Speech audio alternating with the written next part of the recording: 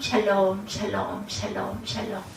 하나님 사랑합니다. 여러분 주 안에서 사랑합니다. 이르미야 31장 말씀이죠. 31절에서 34절 내 법을 그 속에 두며 31장 말씀들을 제가 이렇게 빠진 것 같아요. 그죠? 33장까지 왔는데 31장 말씀들이 몇 장 빠진 것 같습니다. 31장 31절에서 34절까지 함께 봅니다. 야훼 말씀이니라. 보라 날이 이르리니 내가 이스라엘 집과 유다 집에 새 언약을 맺으리라. 이 언약은 내가 그들의 조상들의 손을 잡고 애굽 땅에서 인도하여 내는 날에 맺은 것과 같이 아니할 것은 내가 그들이 남편이 되었어도 그들이 내 언약을 깨뜨렸음이라. 야훼 말씀이니라. 그러나 그날 후에 내가 이스라엘 집과 맺을 언약은 이러하니 곧 내가 나의 법을 그들의 속에 두며 그들의 마음에 기록하여 나는 그들의 하나님이 되고 그들은 내 백성이 될 것이라. 야훼의 말씀이니라. 34절입니다. 그들이 다시는 각기 이웃과 형제를 가리켜 이르기를 너는 야훼를 알라 하지 아니하리니 이는 작은 자로부터 큰 자까지 다 나를 알기 때문이라. 내가 그들의 악행을 사하고 다시는 그 죄를 기억하지 아니하리라. 야훼의 말씀이니라. 여러분들 예언서를 읽다 보면 아주 힘들 때가 많이 있죠. 백성의 죄를 적나라하게 고발하고 나라의 멸망을 냉정하게 선포하는 예언자들의 언행이 거칠기 때문이죠. 두렵고 무섭기까지 합니다. 우리가 읽고 있는 예레미야서는 예언서 중에서도 정말 부정적이고 파괴적인 독설로 가득합니다. 예레미야의 직설적인 책망을 듣는 그들의 심기를 불편하게 했겠죠. 오죽했으면 제사장들에게 맞고 목에 나무 고랑을 천채로 감금되기도 했겠습니까? 이런 핍박에도 불구하고 그는 이스라엘을 향한 저주와 재앙의 선포를 그치지 않습니다. 그럼 왜 이렇게 독설적인 길을 왜 갔을까요? 그것은 자신에게 임한 하나님의 말씀 때문이죠. 당연히 예레미야서에서 가장 많이 나오는 어구는 하나님의 말씀이니라와 하나님께서 이와 같이 말씀하셨다. 하나님의 말씀이 예레미야에게 임하였다. 이런 말들입니다. 예레미야는 자신에게 임한 하나님의 말씀을 이스라엘에게 전하는 일을 천직으로 생각했고 그 일을 감당합니다. 근데 하나님의 말씀이 그에게만 임했겠는가? 예레미야에게만 하나님의 말씀을 받고 그 말씀을 대언한 자일까? 당시 이름 있는 종교 지도자들은 그렇게 생각하지는 않았어요. 아론과 미리암이 모세를 향하여 던졌던 비판적인 질문, 곧 하나님께서 너하고만 말씀하시더냐? 무리와도 말씀하시지 아니하시더냐 하는 질문은 종교적으로 높은 자리에 있고 영성을 누리던 성직자들이 예레미야를 향해 던졌던 질문이기도 하죠. 그래서 예레미야와 다른 성직자들의 싸움은 누가 하나님의 말씀을 대언하는 자인가에 대한 싸움이었습니다. 예레미야 입을 통해 선포되는 하나님의 말씀은 뽑고 파괴하고 파멸하고 넘어뜨리는 내용이 줄을 이루고 있다면 그렇다면 그 다음은 어땠을까? 다른 성직자들의 입에는 모든 것이 잘 될 것이라는 평강의 복음으로 이루어져 있죠. 이 땅의 법정에서 판결이 내려진다면 누구의 손이 들어 올려질 것인가는 너무나 자명합니다. 지금과 마찬가지로 당시에도 저주와 재앙을 입에 담는 자보다는 평강과 번영을 외치는 자가 당연히 선호되죠. 우리도 그것을 원하기 때문에. 그 결과 예레미야는 감옥에서 외치는 자의 소리가 되어야 했죠. 그런데 전체적으로 암울한 색조를 띠고 있는 예레미야의 선포에서 심판과 저주, 하나님의 최종적인 말씀을 이루지는 않는다. 그렇습니다. 양으로 본다면 심판선언과 재앙의 위협이 훨씬 더 많지만 하나님의 말씀을 대언하는 그의 선포 중에는 위로의 말씀도 이렇게 있어요. 그죠? 오늘 본문처럼 31절에서 34절. 양으로 본다면 심판, 선언과 재앙의 위협이 훨씬 많지만 하나님의 말씀을 대언하는 그의 선포 중에 위로의 말씀도 반드시 들어있다는 거. 일명 위로의 두루마리라고 불리는 30절에서 33장까지 이 위로의 두루마리를 여는 목소리를 우리는 29절, 10절에서 11절에서 이미 들었어요. 그렇죠? 바벨론에서 70년이 차면 내가 너희를 돌보고 나의 선한 말을 너에게 성취하여 너희를 이곳으로 돌아오게 하리라. 너희를 향한 나의 생각은 내가 하나니 평안이요 재앙이 아니니라 말씀하죠. 너에게 미래와 희망을 주는 것이라. 이스라엘 백성은 자신들의 죄악 때문에 나라가 망하고 이방 땅으로 포로로 끌려가게 될 것이에요. 이것은 피할 수 없는 하나님의 준엄한 심판이죠. 그러나 이것이 이스라엘 백성의 마지막 마침표가 아니다. 바벨론 강가에 앉아 시온을 기억하며 우는 것이 그들의 마지막 모습이 아니라는 거예요. 이곳에서 하나님 신앙이 회복되어 자신들의 고토로 돌아가는 날이 올 것이기 때문이다. 70년이란 짧지 않은 시간, 사망의 그늘에 앉아 울고 있는 그들에게 하나님께서 희망의 말씀으로 다가오셔서 귀환과 회복이라는 희망의 말씀이 위로의 두루마리를 관통하는 메시지가 됩니다. 새 언약에 대해 이야기하는 오늘 본문은 이 위로의 두루마리 안에서 가장 핵심적인 부분이죠. 하나님께서 세우시는 새 언약의 핵심은 하나님께서 이스라엘의 하나님이 되고 이스라엘은 하나님의 백성이 된다라는 것이에요. 그래서 사실 새로운 것이 아니죠. 출애굽 때부터 계속 되풀이되어져 나오는 언약의 내용입니다. 오늘 본문 32절에 의하면 이 언약은 하나님께서 이스라엘 백성의 손을 붙들고 이집트 땅에서 데리고 나오던 때를 세운 언약과는 다르다고 말씀하고 계시죠. 32절 말씀 다시 봅니다. 이 언약은 내가 그들의 조상들의 손을 잡고 애굽 땅에서 인도하여 내던 날에 맺은 것과 같지 아니할 것은 내가 그들의 남편이 되었어도 그들이 내 언약을 깨뜨렸음이라 야훼 말씀이라. 그러나 그날 후에 내가 이스라엘 집과 맺은 언약은 이러하니 곧 내가 나의 법을 그들의 속에 두며 그들의 마음에 기록하여 나는 그들의 하나님이 되고 그들은 내 백성이 될 것이라 야훼 말씀이니라. 그들이 다시는 각기 이웃과 형제를 가리켜 이르기를 너는 야훼를 알라 하지 아니하리니 이는 작은 자로부터 큰 자까지 다 나를 알기 때문이라. 내가 그들의 악행을 사하고 다시는 죄를 기억하지 아니하리라. 야훼의 말씀이니라. 이렇게 말씀하고 계세요. 이집트 땅에서 데리고 나오던 때 세운 언약과는 다르다. 그리고 내용이 같은데 도대체 무엇이 다른다는 것일까? 방식이 다르다는 거죠. 출애굽 당시 하나님께서 이스라엘 백성과 맺은 언약으로 본문은 일종의 결혼 서약으로 설명을 하고 있다는 것을 우리가 볼 수가 있습니다.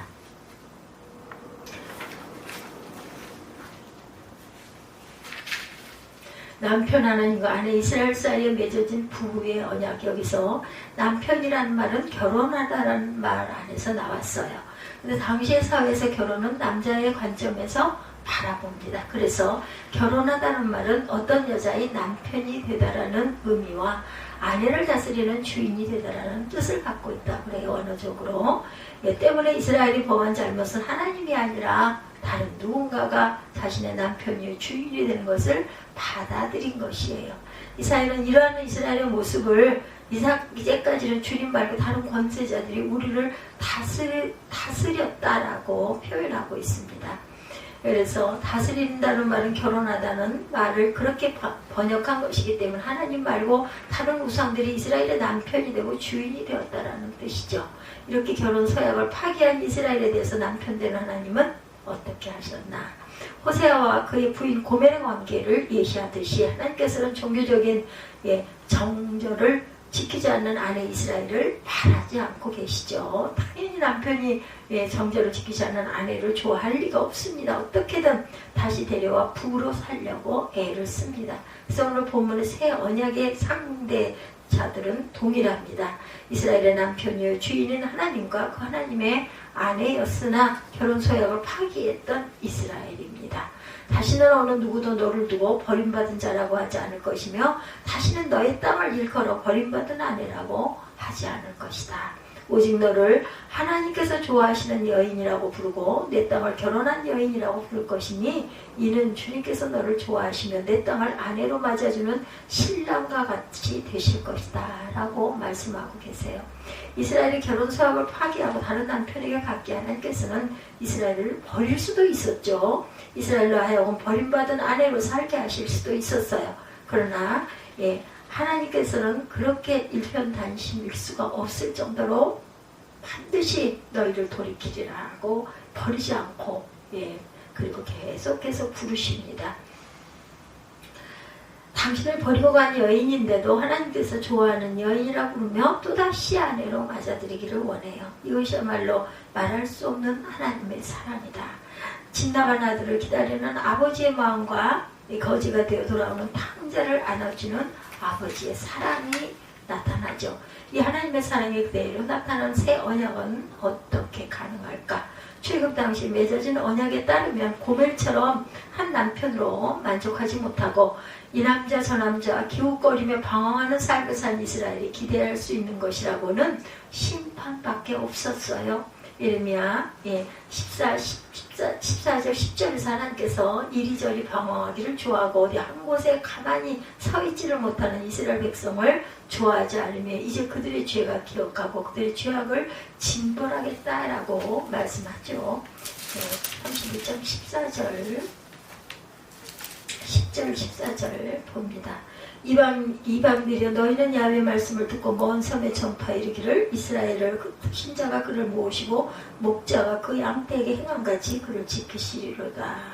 14절에도 보면 내가 기름으로 제사장들의 마음을 흡족하게 하면 내 복으로 내 백성을 만족케 하리라. 야훼의 말씀이니라. 여호와께서 이와 같이 말씀하시니라. 라마에서 슬퍼하며 통곡하는 소리가 들리니 라헬이 그 자식 때문에 애곡하는 것이라. 그가 자식이 없어져서 위로받기를 거절하는도다.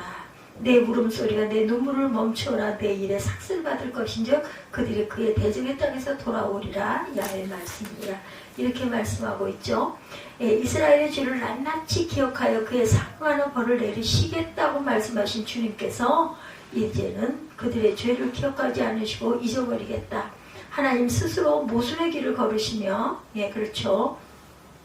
이스라엘 백성에게 새로운 희망의 문을 열어주고 계세요.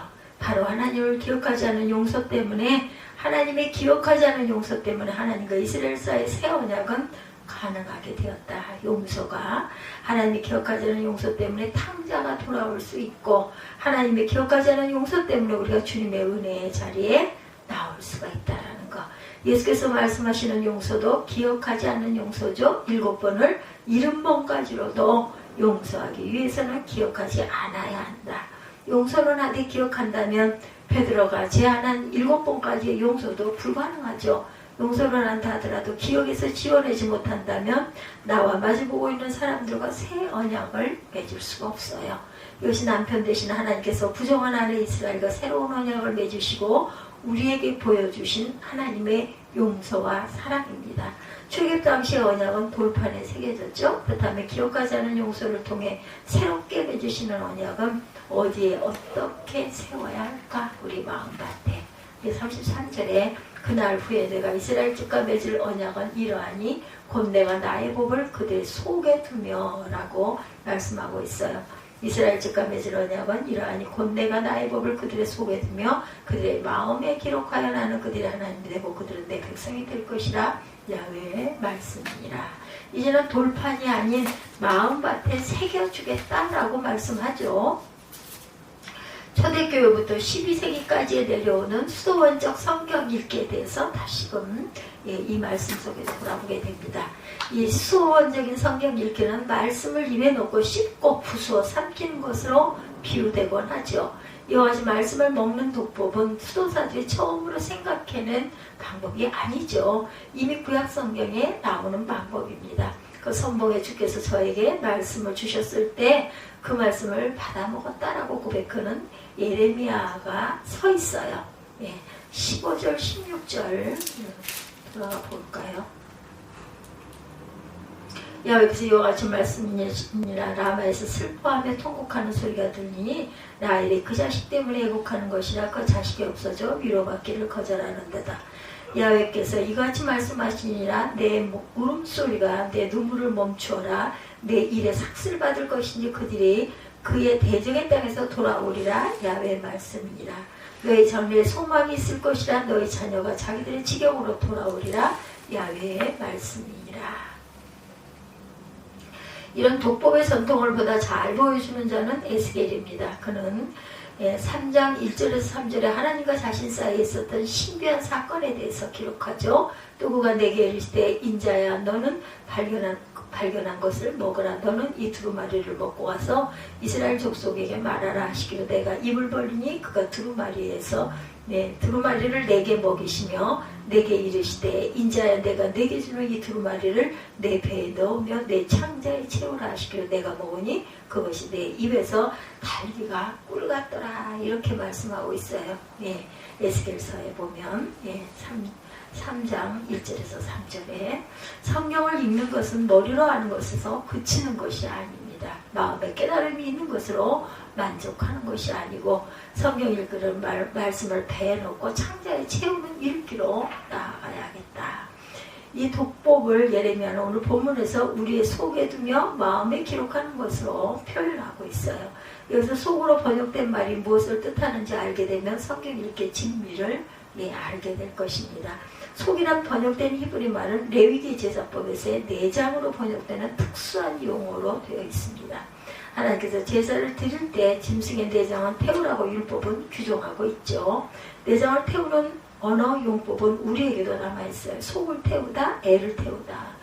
우리 그런 말 하죠. 키우는데 애를 태우니 자녀들을 타이르면서 이런 이야기를 하신 우리 부모님 생각을 합니다. 여기서 애가 창자와 쓸개 등의 내장을 의미하죠. 이런 용례를 우리는 구약 성경에서도 발견합니다. 바로 야훼여 보시옵소서 내가 환난을 당하여 나의 애를 다 태우고 라고 기록하고 있어요. 애가 애. 여기서 애가 오늘 본문에 나오는 속, 내장과 동일한 히브리 단어이기도 합니다. 그런데 인간의 속, 내장, 오장, 육부로부터 구약에 생각하고 감정을 느끼는 기관으로 간주되는 곳이죠. 내장이라는 말이 나오는 관련 본문 몇 부분을 인용해 봅니다. 예레미야 4장 14장에 보면 예루살렘아 내 마음에 악을 씻어버리라. 그리하면 구원을 얻으리라. 내 악한 생각이 내 속에 얼마나 오래 머물겠느냐. 예레미야 9장 8절에도 보면 내 백성의 혀는 독이 묻은 화살이라. 입에서 나오는 말은 거짓말뿐이라. 입으로는 서로 평화를 이야기하지만 마음속에는 서로 해칠 생각을 품고 있다라고 말하죠. 시편 62편 4절에도 보면 그들이 그를 그의 높은 자리에서 떨어뜨리기만 더하고 거짓을 즐겨하니 입으로는 축복이요 속으로는 저주로다. 시편 94편 19절에도 보면 내 속에 근심이 있을 때 주의 위안이 내 영혼을 즐겁게 하시나이다. 인간의 오정육부가 조직 세포로만 구성되어 있지 않고 생각하고 느끼는 기능도 가지고 있어요. 이는 한의학의 기본 철학이 구약성경과 맞닿아 있음을 또한 볼 수가 있죠.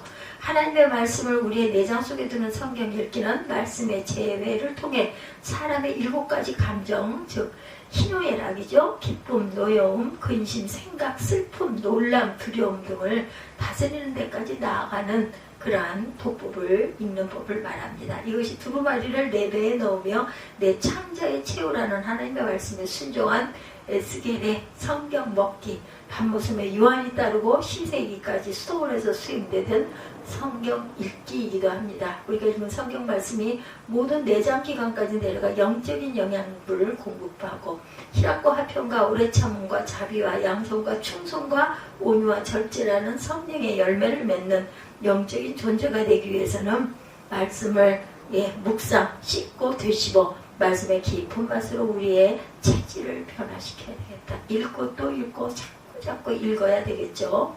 반추동물처럼 시간이 날 때마다 시간을 내어 읽는 말씀을 위에서 끄집어내서 반추하며 되새김질할 때 그 말씀의 진미가 우리 오장육부에 제대로 스며 들어갑니다. 이것을 본문은 마음에 기록하는 것으로 설명하고 있어요.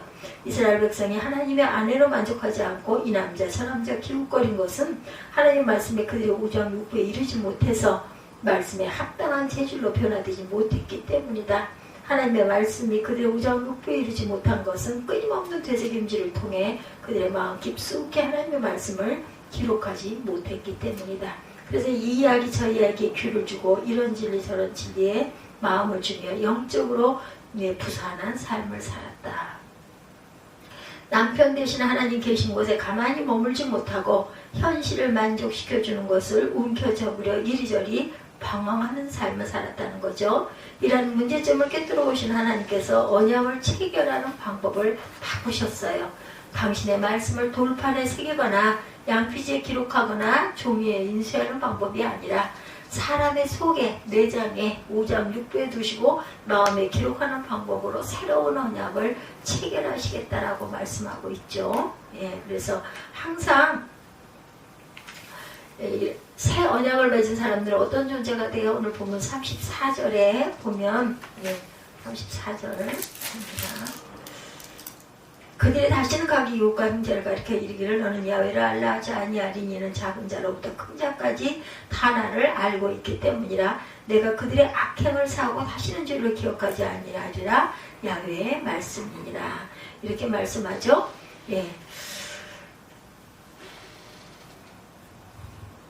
사회적으로 작은 자든 큰 자든 많이 배운 자든 그렇지 않은 자든 모두 다 하나님을 아는 존재가 되어야 할 것이다 라고 말씀을 하고 있어요. 다시는 이웃 형제를 가리켜 너는 야훼를 알라 하지 아니하리니 이는 작은 자로부터 큰 자까지 다 나를 알기 때문이라. 내가 그들의 악행을 사하고 다시는 그 죄를 기억하지 아니하리라. 성경을 먹는 자, 되새김질을 통해 성경을 끊임없이 반추하며 마음에 기록한 자, 그래서 성경의 진리로 5장 6부까지 깊이 스며들게 하는 자는 하나님에 대해 직관적으로 알게 될 것이다.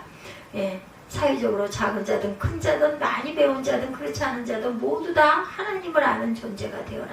여기서 알미란 머리로 생각하기 전에 저절로 자연적으로 몸이 반응하는 그러한 알을 말하고 있어요. 성경을 먹는 자, 되새김질을 통해 성경을 끊임없이 반추하며 마음에 기록한 자, 성경의 진리로 5장 6부까지 깊이 스며들게 하는 자는 하나님에 대해 직관적으로 알게 된다라는 거죠.